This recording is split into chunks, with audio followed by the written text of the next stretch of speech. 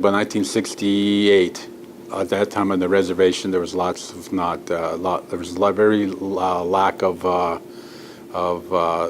education institutions to help with alcohol and drugs.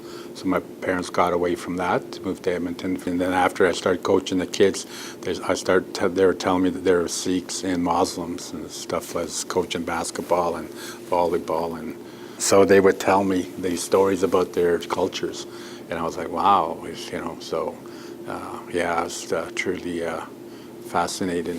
Growing up in those neighborhoods and then being on the team, it's like the kids would invite me over, and Daddy'd be like, well, what'd you eat now? And I'd try butter chicken, or I'd tell Dad about it. And I think Mill Woods at that time was probably the most diverse neighborhood maybe in all of Edmonton.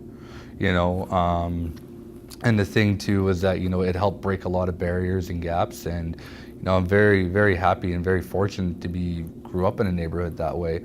Some people may smear it or remember it as a bad thing, but I remember it as a great community because we had a lot of great years in sports, and I think that through sports we were allowed to come together as a team, and it doesn't matter what color, what background you are, you're all working towards a common good.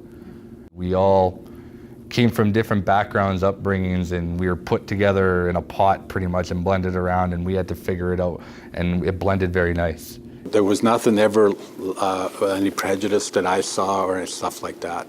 We just go out there and practice and play and stuff.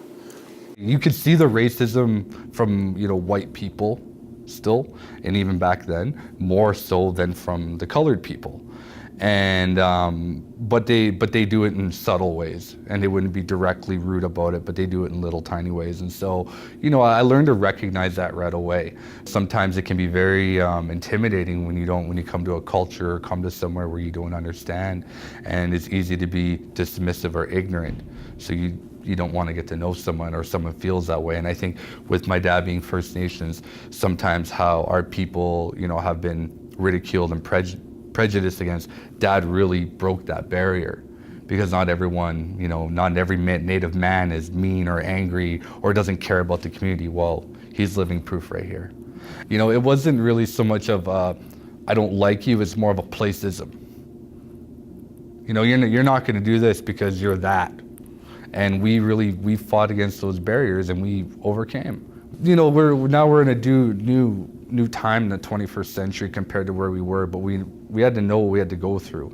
So we weren't in this alone, being my dad was Native, but that he had support of Muslim families, Sikh families, Asian, Michael Chung, the Asian family, Black families, Tola, Jermaine, like it goes on. And so it was really interesting, having all this blended people coming together, and we'd hang out.